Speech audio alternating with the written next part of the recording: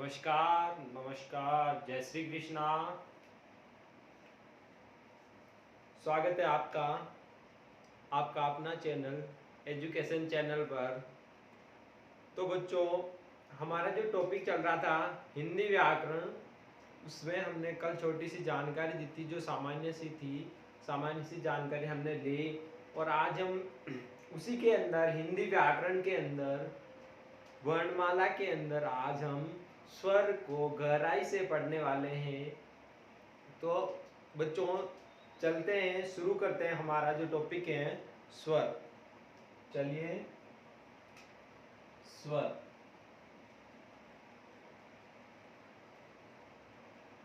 तो बच्चों, सर्वप्रथम तो बात ये बनती है कि या फिर आप क्वेश्चन मानो कि क्वेश्चन ये होता है कि हम स्वर पढ़ रहे हैं तो हमें ये ज्ञात होना चाहिए कि आखिर स्वर कहते किसे हैं। स्वर, तो बच्चों स्वर किसे कहते हैं ये आपने भी बहुत पहली जो हमारी कक्षाएं उनमें अध्ययन किया होगा। और भी मैं आपको बता दूं ताकि आपका रिपीट हो जाए और आपको जिनको पता नहीं है उनको भी पता चल जाए कि आखिर स्वर किसे कहते हैं। तो हम स्वर की परिभाषा में बच्चों यह लिख सकते हैं या उसकी परिभाषा यह है कि वे वर्ण वर्ण आप सभी जानते हो, मैंने आपको कल बताए थे वर्ण कौन कौन से होते हैं जिनका और लघुत्तम जो है खंडों में नहीं बांटा जा सकता या फिर विभाजन नहीं हो सकता, उन्हें वर्ण कहते हैं। तो वर्ण तो आप सभी जानते हैं। तो बच्चों, वे वर्ण स्वर कहलाते हैं जिनके उच्चारण में हवा यानी कि जो हमारी वायु होती है जिससे हम सांस लेते हैं, जिनके उच्चारण में हवा, फेफड़े जो हमारे होते हैं जिनसे हम सांस लेते हैं, जिनके उच्चारण में हवा फेफड़ों से उठकर मुंह में बिना किसी रुकावट के या बिना किसी बाधा के मुंह या स्वर यंत्र से बाहर निकल जाती, नाक या मुंह द्वारा बाहर निकल जाती है, उन्हें स्वर कहते हैं। तो बच्चों, स्वर किसे कहते हैं कि वे वर्ण स्वर कहलाते हैं जिनके उच्चारण में, स्वर किसे कहेंगे जिनके उच्चारण में हवा फेफड़ों से उठकर मुंह में या स्वर तंत्र में या हमारा जो मुंह है उसमें बिना किसी रुकावट के हवा मुंह या नाक द्वारा बाहर निकल जाती है, उन्हें स्वर कहते हैं। तो स्वर किसे कहेंगे जिनके उच्चारण में वे वर्ण स्वर कहलाएंगे जिनके उच्चारण में हवा फेफड़ों से उठकर सीधी मुंह में बिना किसी रुकावट के नाक या मुंह द्वारा बाहर निकल जाती है, उन्हें स्वर कहते हैं। या फिर मुंह, गला या जीभ के बिना किसी स्पर्श के मुंह में जो मुंह में हमारा जो यंत्र हैं, जैसे कि हमारा जो मुंह, गला और होंठ वगैरह, जीभ वगैरह जो भी है, इनमें बिना किसी को स्पर्श किए बिना इनको स्पर्श किए बिना मुंह या नाक द्वारा सीधे सीधे बाहर निकल जाती है, उन्हें स्वर कहते हैं। तो बच्चों, हम स्वर की परिभाषा देखते हैं। वे वर्ण वे वर्ण वे वर्ण स्वर कहलाते हैं जिनके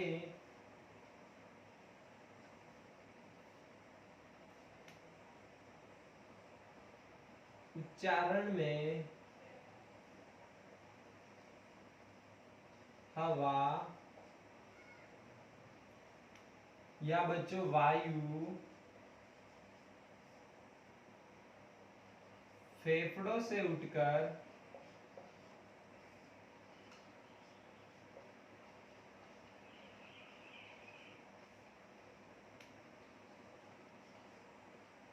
मुंह में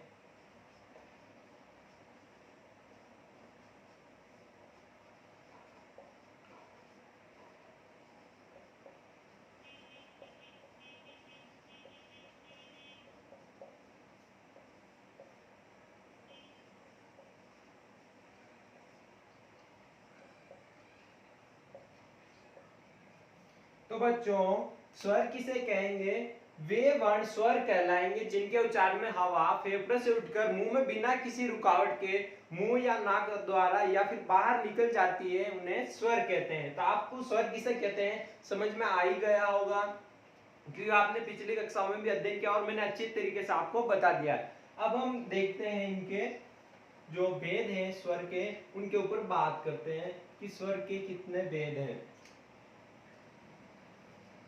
एक मैं आपको टॉपिक से हटके एक बात के एक बताना चाह रहा हूँ, कुछ आपको कुछ जानकारी देना चाह रहा हूँ कि ध्वनि का जो लिखित रूप होता है वह बच्चों वर्ण होता है। ध्वनि का लिखित रूप क्या कहलाता है? वर्ण। तो बच्चों एग्जाम में पूछा जा सकता है कि ध्वनि का लिखित रूप क्या कहलाता है। आपको ऑप्शन दिया जाता है वर्ण, शब्द, वाक्य, जो भी ऑप्शन दिया जाए उनमें क्या कहलाता है? वर्ण। तथा वर्ण का मौखिक रूप, वर्ण का मौखिक रूप ध्वनि है। तो ये दोनों एक दूसरे के विपरीत है बच्चों। इसका जो मौखिक रूप है वर्ण का वह ध्वनि है, तथा ध्वनि का लिखित रूप बच्चों क्या है? वर्ण। तो मैंने आपको ये छोटी सी जानकारी थी जो आपके लिए बहुत आवश्यक थी बच्चों। अब हम हमारे टॉपिक पर फिर से आ जाते हैं। अब हम देखते हैं बच्चों स्वर के भेद की, स्वर के कितने भेद होते हैं। स्वर के भेद। तो बच्चों स्वर को दो आधार पर बांटा गया, या स्वर के दो आधार पर भेद किए गए हैं। पहला जो है बच्चों प्रयत्न प्रयत्न के आधार पर, तथा दूसरा जो है उच्चारण स्थान के आधार पर।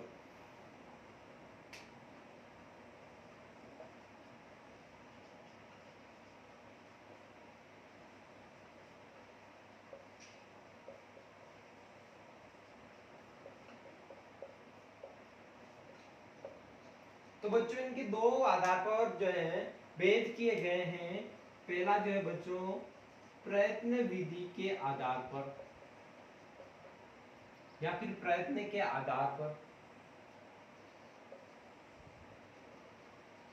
बात है कि कुछ भी बोल दो प्रयत्न विधि के आधार पर या प्रयत्न के आधार पर, तथा या वह उच्चारण स्थान के आधार पर।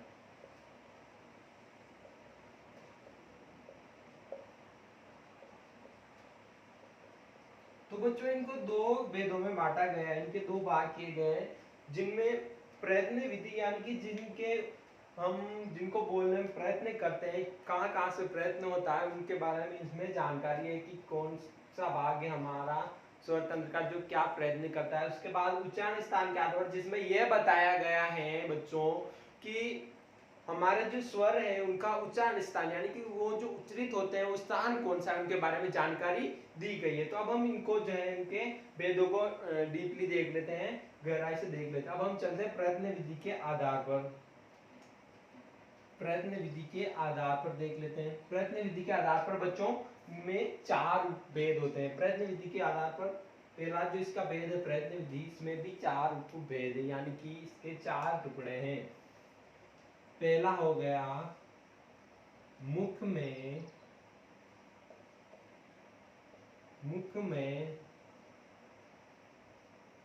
जीवा की स्थिति के आधार पर।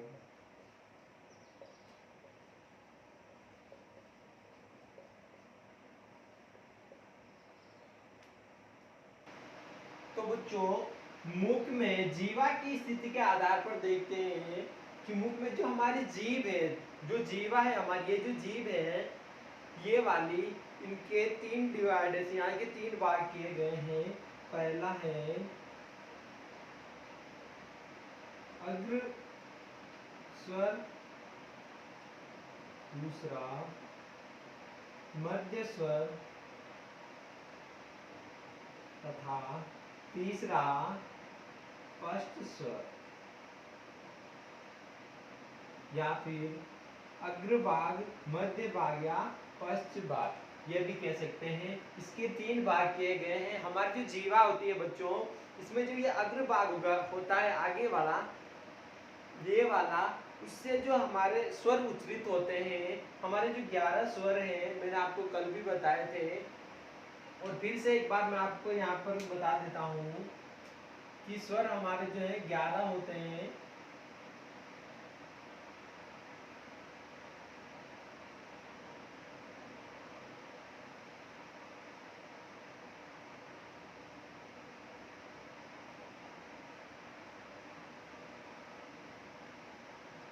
हमारे जो 11 स्वर हैं बच्चों, इनमें से जिस स्वर का उच्चारण हमारे जीभ के अग्र भाग से होता है, यानी कि जो आगे वाली ये जो ठोड़ी सी है उससे होता है, वह आ जाएगा अग्र स्वर में। तो अग्र स्वर में बच्चों कौन कौन से आएंगे? एक तो बच्चों ई। आप ई का उच्चारण करेंगे तो हमारी जो जीवा का अग्र भाग है वह ऊपर की ओर स्पर्श करेगा। हमारे जो जीवा का अग्र भाग है, हमारे जीव का जो अग्र भाग है वह ऊपर की ओर स्पर्श करेगा, ई। तो बच्चों इसमें कौन कौन सा अग्र भाग स्पर्श करेगा? तो अग्र भाग से कौन से उच्चारित होंगे? ई। इसके बाद जब हम ए आई बोलेंगे तब भी हमारे जीव का जो अग्र भाग है वह ऊपर की ओर स्पर्श करेगा, यानी कि जो आगे वाला भाग है वह ऊपर की ओर स्पर्श करेगा। तो इसमें कौन कौन से आ जाएंगे बच्चों? ई ए आई। तो ये चारों जो स्वर हैं ये हमारे अग्र भाग से बोले जाएंगे। हमारे जो अग्र भाग है, जीव का जो अग्र भाग है उसके ऊपर स्पर्श करने से उच्चरित होता है, इसलिए ये इनके अग्र स्वर में आ जाएंगे। अब हम मध्य स्वर की बात करते हैं कि हमारे जो जीव का ये अग्र भाग है तथा बीच वाला जो भाग है मध्य वाला, उससे क्या उच्चारण? उससे ओनली फॉर बच्चों अस्वर उच्चरित होता है। बोलिए आप, एक बार आप खुद उच्चारण करके देखिए अ। तो हमारे जो मध्य भाग है उसमें जो थोड़ा सा हल्का सा ऊपर होगा वह अ, इससे जो है अस्वर जो अवर्ण जो है उच्चरित हो जाएगा। तो इसमें मध्य स्वर में कौन आ जाएगा? अ। इसके बाद हम पर्श स्वर की बात करें तो हमारे जीवा का जो अंतिम भाग है, यानी कि जो लास्ट वाला हिस्सा यहाँ पर लगभग यहाँ पर होता है, जो तालु से थोड़ा ऊपर होता है, जो जीवा का जहाँ से जीभ स्टार्ट होती है, जो फर्स्ट भाग है वहां से कौन कौन से उच्चारित होते हैं बच्चों? वहां से जो हमारे बचे हुए हैं, इसके बाद क्या बचे हुए हैं बच्चों? आ, इसके बाद ई आ गया, ए आई आ गया, ऊ।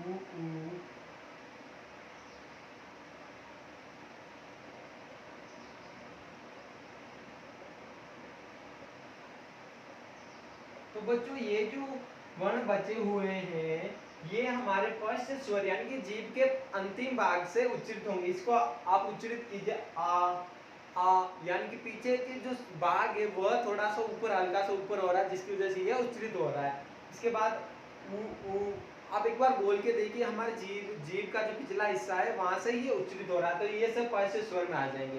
तो ये हो गए बच्चों हमारे मुंह में जो जीभ की स्थिति होती है उसके आधार पर। इसका जो प्रयत्न विधि के आधार पर दूसरा जो हमारा वेद है वह है बच्चों ओष्ठाकृति के आधार पर, यानी कि जो हमारे होठ है, हमारे जो ओष्ठ है उनकी आकृति के आधार पर इनका भेद किया गया है, उनके आधार पर, यानी कि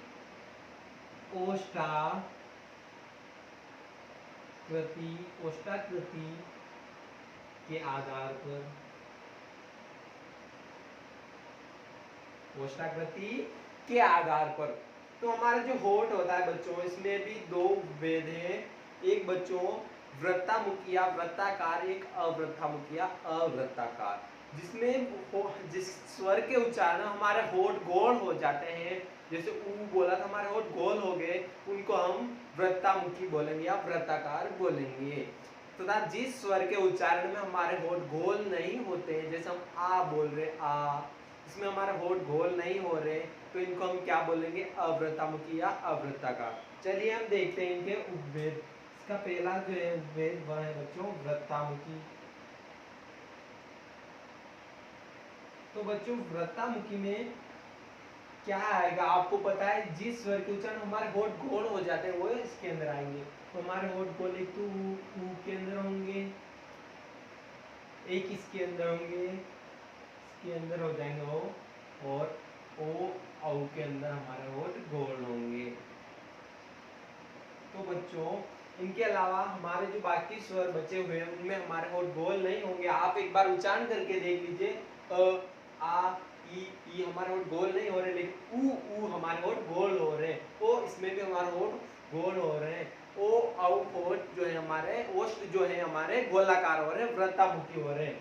इसके बाद इसका दूसरा जो भेद है बच्चों वह है अवृत्तामुखी।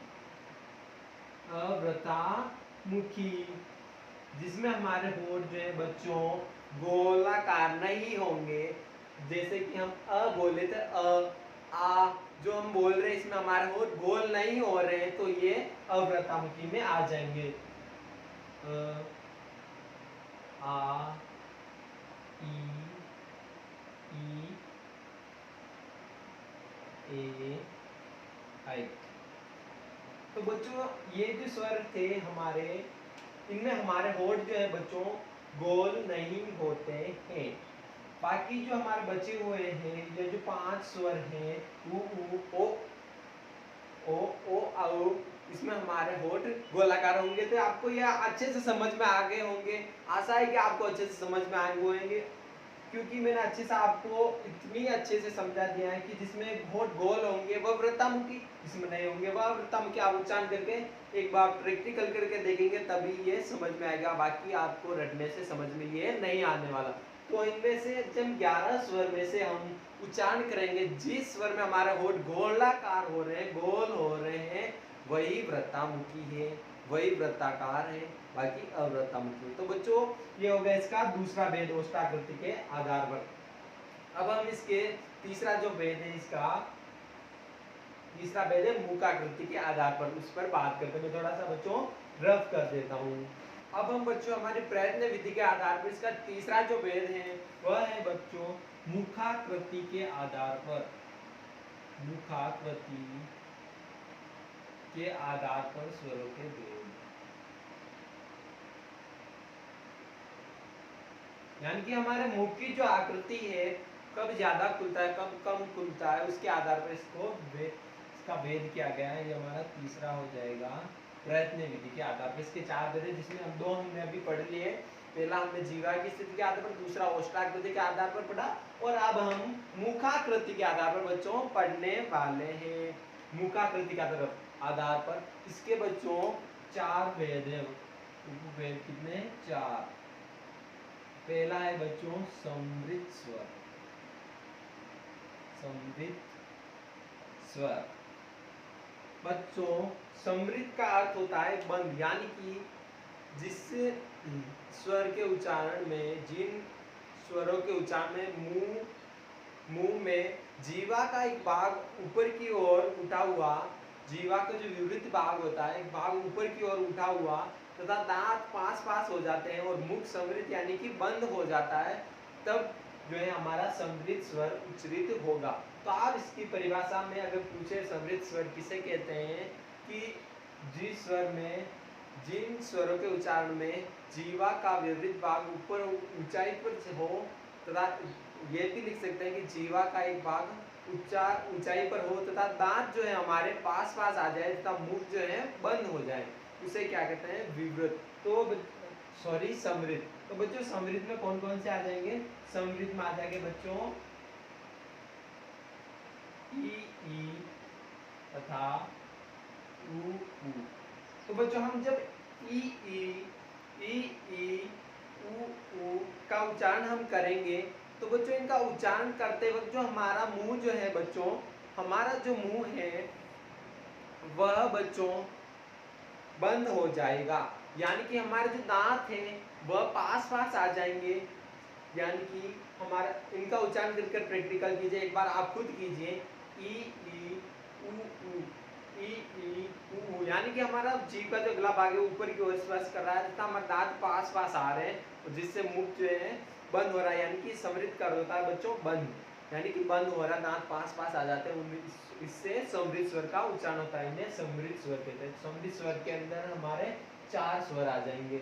इसके बाद दूसरा जो इसका उपभेद है बच्चों वह है अर्ध समृद्ध। अर्ध समृद्ध स्वर,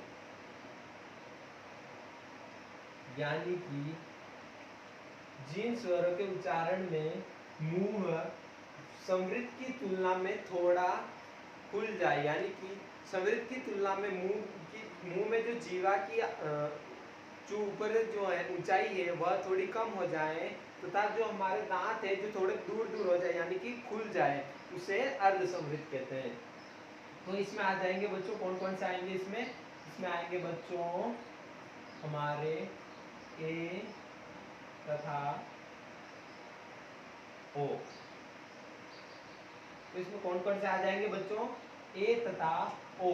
इसमें जो हमारे दोनों स्वर है इनके उच्चारण करके एक बार देखिए आप बच्चों कि जब हम ए या ओ का उच्चारण करेंगे, ए या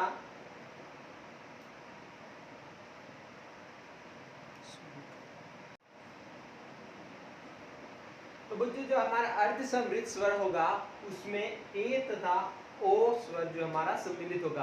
अब एक बार ए तथा ओ का उच्चारण प्रैक्टिकल के करके देखिए। ए ओ। हमारे दांत जो है थोड़े दूर दूर हो गए हैं, समृद्ध की तुलना में थोड़े दूर हो गए तथा मुख थोड़ा समृद्ध की तुलना में खुल गया, अधिक खुल गया है और जीवा की जो ऊपरी जो ऊंचाई थी वह थोड़ी कम हो गई, यानी कि जो समृद्ध स्वर के उच्चारण में जीवा जो है उसकी ऊंचाई उसके बाद का जो था उसकी ऊंचाई थोड़ी ज्यादा थी, ऊपर टच हो रही थी, और इसमें जो इसकी ऊंचाई थोड़ी कम हो जाएगी और दांत दूर दूर हो जाएंगे और मुंह थोड़ा खुल जाएगा। इससे अर्ध समृद्ध स्वर का उच्चारण हो जाएगा। इसके बाद हम इसका अगला जो भाग है तीसरा उपभेद जो है बच्चों वह है विवृत। विवृत का अर्थ होता है बच्चों खुला हुआ, खुला हुआ,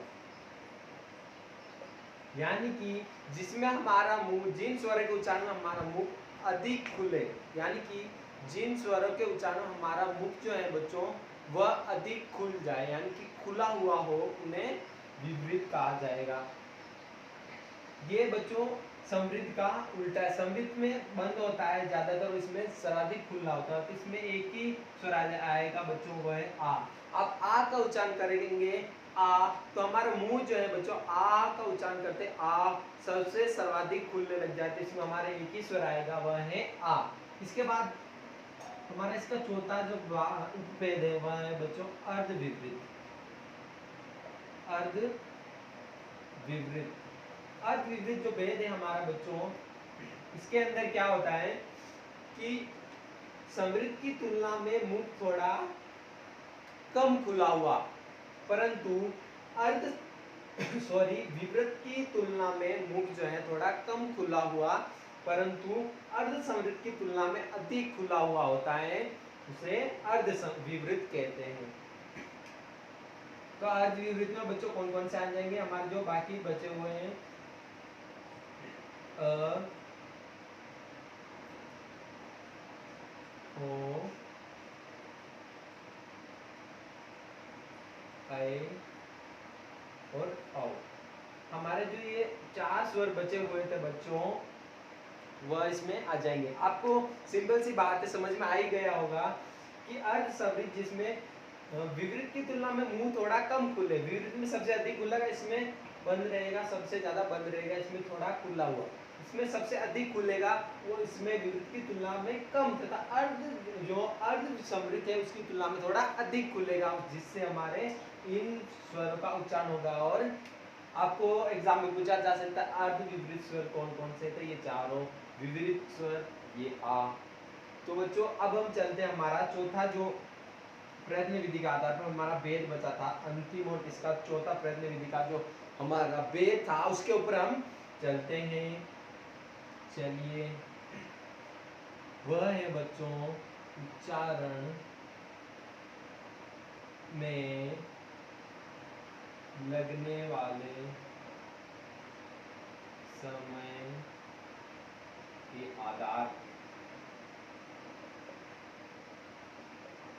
यानी कि हम जब स्वरों का उच्चारण करते हैं बच्चों तो हमारे उच्चारण करते समय हमारा जो समय लगता है, किसी स्वर में अधिक लगता है किसी में कम लगता है, तो हमारा जो समय होता है उसके आधार पर इनको डिवाइडेशन किया गया है। इनमें भी उपभेद है। पहला है बच्चों विश्व स्वर या लघु स्वर, विश्व या लघु कुछ भी बोल सकते हैं, दोनों सही होगा। तो बच्चों इसमें क्या होगा यानी कि ये बच्चों मूल स्वर होते हैं ऋस्व, यानी कि इन स्वर के उच्चारण में एक मात्रा का समय लगा, यानी कि सबसे कम समय लगेगा इनके उच्चारण में। जब हम इनका उच्चारण करेंगे ऋस्व स्वर का, तो हमें बहुत बाकी स्वर की तुलना में सबसे कम समय लगेगा तथा एक मात्रा का समय लगेगा। इसमें कौन कौन से आते हैं बच्चों? अ, ई तथा उ, ये बच्चों इसमें आ जाएंगे। इनके उच्चारण में बच्चों सबसे कम समय लगता है और तथा एक मात्रा का जिसमें समय लगे उन्हें ऋस्व या लघु स्वर कहते हैं, और तथा सबसे कम समय लगे उन्हें ऋस्व स्वर कहते हैं। अब इसका दूसरा जो भाग है वह है बच्चों, दूसरा भेद है हमारा दीर्घ स्वर। दीर्घ स्वर, इसमें क्या होता है बच्चों कि ऋस्व या लघु स्वर की तुलना में अधिक समय लगे, ऋस्व की तुलना में अधिक समय लगे तथा या फिर दो मात्रा का समय लगे उन्हें हम दीर्घ स्वर कहते हैं। इनमें कौन कौन से आ जाएंगे बच्चों? आ, ई, उ, ए, आई, ओ तथा औ, ये बच्चों इसमें आ जाएंगे। तो हमारे जो स्वर थे बच्चों, वह हमारे ऋस्व में 3 स्वर आ गए और दीर्घ में हमारे ये आ गए। तो बच्चों इनके उच्चारण में जो है बच्चों, इनके जो उच्चारण है हमें ऋस्व की तुलना में अधिक समय लगेगा तथा दो मात्रा का समय जिसमें लगे उन्हें क्या कहेंगे हम? दीर्घ स्वर, तथा सबसे कम समय जिसमें लगे उन्हें हम लघु स्वर या ऋस्व स्वर कह सकते हैं।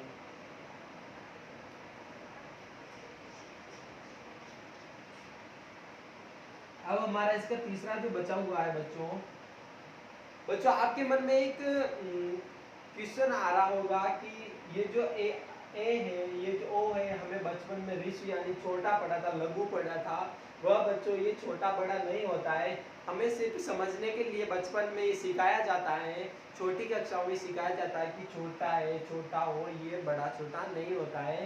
ये जो है चारों बड़े ही होते हैं बच्चों।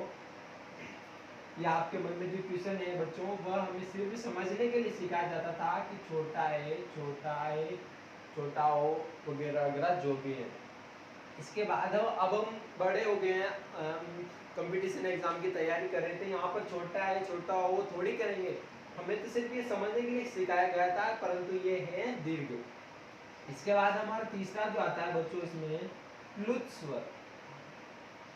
प्लुत स्वर, प्लुत जो स्वर है बच्चों, उसमें तीन मात्राओं से अधिक समय लगता है, यानी कि जिसमें सबसे अधिक टाइम लगे। जैसे किसी को पुकार रहे हैं, किसी का नाम राधा है तो हम इसको पुकारेंगे राधा, या किसी का नाम मोहन है तो मोहन, ऐसे हम पुकारेंगे। जब हम ओम लिखते हैं, ओम बोलते हैं, तो उसमें 3 मात्रा से अधिक समय लगता है या फिर लंबा समय लगता है, सबसे अधिक समय लगता है, उन्हें प्लुत स्वर कहते हैं। जैसे हम लिख सकते हैं रा, दा, मो, हन, ऐसे हम लिख सकते हैं। या फिर हम ओम भी ओम बोल, ओम का जब हम उच्चारण करते हैं ओम, ये भी हमारा प्लुत स्वर, यानी कि जिसमें 3 मात्रा से अधिक, 3 या 3 से अधिक समय, सबसे अधिक समय लगता है, उन्हें प्लुत स्वर कहते हैं। तो बच्चों ये थी हमारे प्रयत्न विधि के आधार पर स्वरों के भेद। अब हम पढ़ने वाले उच्चारण स्थान के आधार पर स्वरों के भेद, यानी कि हमारे स्वरों को 2 आधार पर डिवाइडेशन किया गया था, प्रयत्न विधि के आधार पर तथा दूसरा उच्चारण स्थान के आधार पर। तो हमारा प्रयत्न विधि जो हमारी कंप्लीट हो चुकी है, इसमें 4 भेद है बच्चों, मैंने आपको बता दिए। जीवा मुख में जीवा की स्थिति के आधार पर, जिसमें अग्र, मध्य और पश्चिम है, ठीक है। इसके बाद दूसरा हमने किया ओष्ठाकृति के आधार पर, जिसमें वृत्ताकार और अवृत्ताकार थे। वृत्ताकार में होठ गोल होते हैं, अवृत्ताकार में नहीं होते। इसके बाद हम तीसरा जो हम मुखाकृति के आधार पर किया, समृद्ध, अर्ध समृद्ध, विवृत और अर्ध विवृत।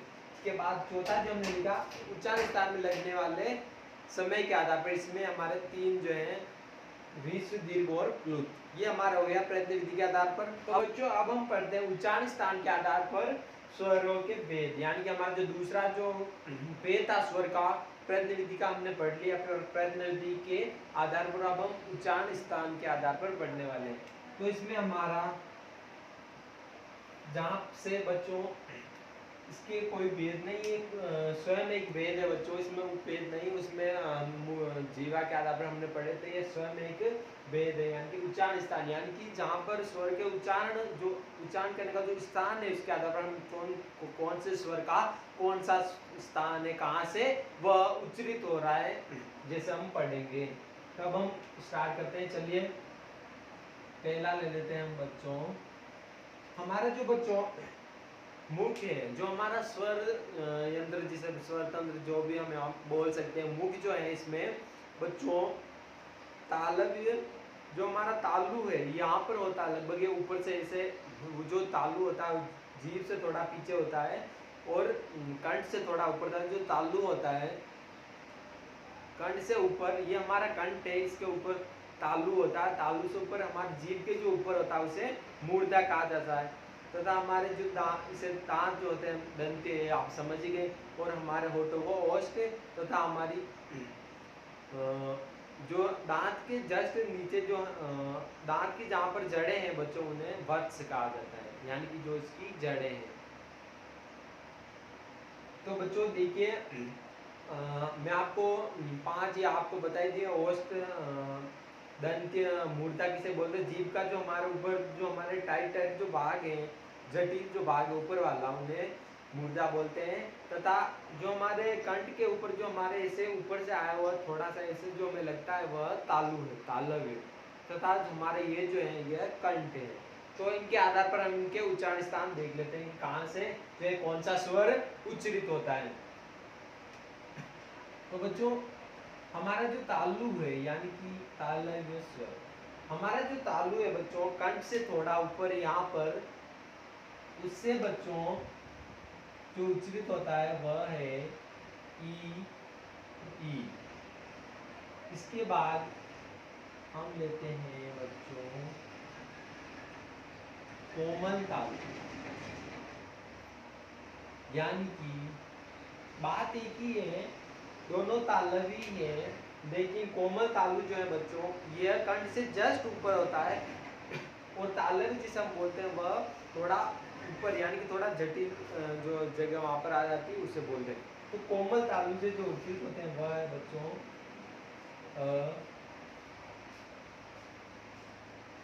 आ, ये बच्चों कोमल तालु से उच्चरित होंगे। ये हमारे 3 जो स्वर है, हमारे कोमल तालु जो है, हमारा जो तालु है, बात जो हमारा उच्चारण स्थान है वह सेम है, सिर्फ थोड़ी सी जगह का डिफरेंट है बच्चों। ये जो है थोड़े नीचे से उच्चरित होते हैं, इन्हें संस्कृत में कंठे भी कहा जाता है कि ये कंठ से उच्चरित होते हैं, लेकिन हिंदी में इन्हें कोमल तालु या तालव्य बोला जाता है। तो ई जो है बच्चों तालव्य से उच्चरित होगा हमारा जो तालु है उससे, तथा और जो है हमारे ये कोमल तालु, यानी कि जो तालु जो है हमारा उसका थोड़ा निचला जो भाग होता है कोमल तालु, उससे उच्चरित होगा। इसके बाद हम लेते हैं बच्चों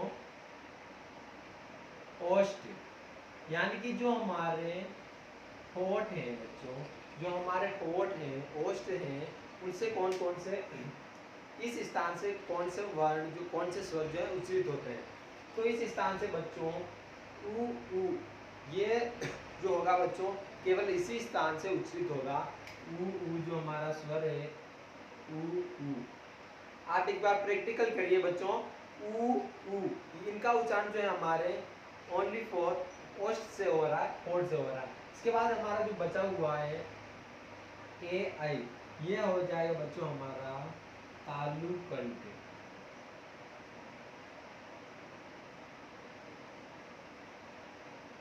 यानी कि बच्चों हमारी जो जीभ होती है उसका भाग जो है तालु को स्पर्श करेगा, और आवाज जो ध्वनि जो होगी वह कंठ से आएगी। एक बार आप बोलिए ए आई, तो हमारी जो जीभ का जो भाग होगा वह तालु को स्पर्श करेगा, ए आई, ए आई। तो हमारी जो जीभ का जो भाग है वह तालु को स्पर्श करके हमारी जो ध्वनि निकलेगी वह कंठ से आएगी। तो ये दोनों का मिश्रित रूप है बच्चों तालु और कंठ, यानी कि हमारी जो जीवा है वह तालु को स्पर्श करेगी और ध्वनि जो है कंठ से निकलेगी, तो तालु कंठ। आपको ये समझ में आ गया होगा, नहीं भी आए तो प्रैक्टिकल कर लीजिए।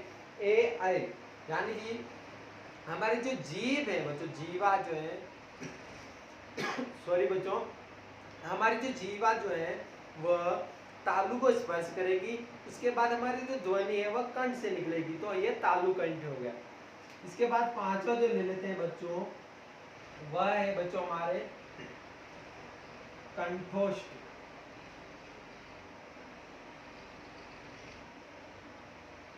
यानी कि बच्चों कंठ प्लस ओष्ठ, यानी कि ये दो कंठ और ओष्ठ दोनों का मिश्रित रूप है। इसमें बच्चों कौन कौन से आ जाएंगे, ओ आओ स्वर इसमें सम्मिलित होंगे।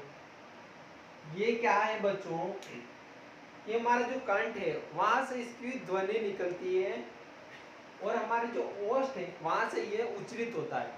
अगर हमारा ओष्ठ जो है बच्चों खुलेंगे नहीं, गोल नहीं होंगे, तो ये उच्चरित नहीं होगा। और अगर ध्वनि कंठ से नहीं आएगी तो भी ये जो है उच्चरित नहीं होगा। वो हमारे कह देने से यहाँ से उच्चरित हो जाता है, लेकिन इसके लिए हमें ध्वनि कहाँ से लानी पड़ेगी, कंठ से। ओ ओ, तो इसके लिए हमें होठों को गोल करना पड़ेगा, होठों से होठों को जो है गोलाकार करना पड़ेगा, और होठों को जो है खोलना पड़ेगा। ओ ओ, और ध्वनि जो है वह बच्चों कंठ से आएगी। आप एक बार उच्चरित कीजिए, स्वयं प्रैक्टिकल कीजिए, ओ आओ, ओ आओ। तो हमारा होठ जो है वहां से उच्चरित हो रहा है बच्चों, और ध्वनि कंठ से आ रही है। तो ये हो गया बच्चों कंठोष्ठ, यानी कि कंठ और ओष्ठ का दोनों का मिश्रित रूप जो है कंठोष्ठ। उससे कौन कौन से स्वर उच्चरित होते हैं, ओ औ।